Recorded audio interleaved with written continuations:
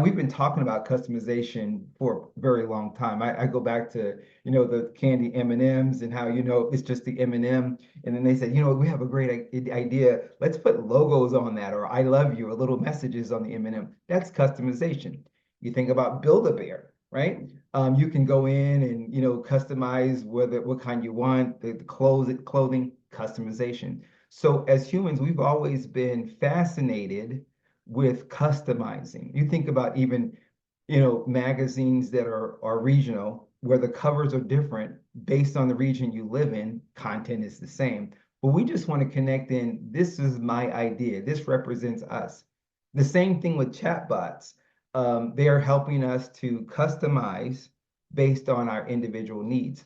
Now, because of technology, cloud computing, and hardware, software, we have this ability to customize to where there's preferences to each and every customer. We're doing it now with Netflix. You turn on your TV and it's like, well, these are the movies we're representing or recommending based on your, viewing habits. The exact same thing is true here. Chatbots will answer your questions based on anticipation, based on past behaviors, and we can lean into that. Now, the creation of chatbots, we've been doing it for so long, those are just another flavor of data, modeling, and the output. Another thing when we think about chatbots, just kind of leveling the playing field, how often have we used the phone and then we're putting in a text and it's recommending the next word or auto-correcting, sometimes to our detriment, but it's always the anticipation of the next. That's all generative AI is. When I say that's all, but a piece of it, it anticipates the next move. So with chatbots, it will be here and everybody's better off and no one's worse off. Now, you ask the question or anticipate the question, what if I don't want to talk to a robot or I don't want to talk to AI? I want to talk to a human. Fine. So as organizations, I always recommend give the opportunity to talk to a human, which also means we'll never outuse our usefulness as humans. We're always needed. Now, back to the Gen AI or agentic AI, people are saying, well, is that going to take our jobs? Will agentic AI, because it performs the task of creating a spreadsheet, writing an email, making a phone call, will it take our job?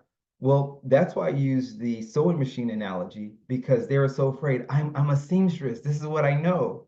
No. So for them, they just had to learn how to use the machine. Same thing here. Let's just learn how to use the tools in a way that is beneficial for us.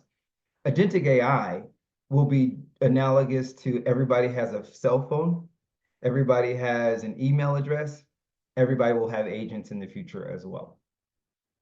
That's a great a great kind of level setting of it all, because as a teacher and as a trainer, I always try to simplify. You got to simplify things, especially if you're not working with somebody is working with somebody that's new to that technology, and you kind of just broke it down.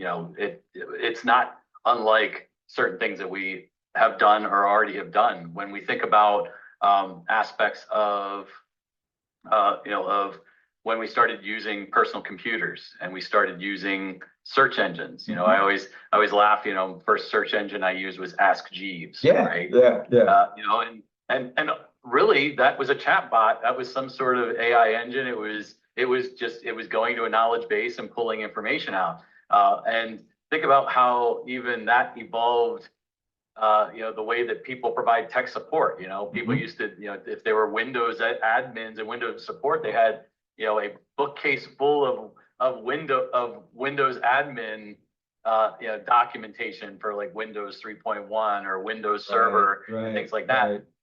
Now, nobody carries any books around. They go right out and they do it, and they use their search engine, whether it's Google or Bing or whatever it is, to find that information. It's the same thing. I have this conversation with my wife when I talk about I'm doing AI training. She's like, "What do you know about AI? AI is new." Like, AI is not new. There's nothing new to it. It's evolving. It's becoming more creative.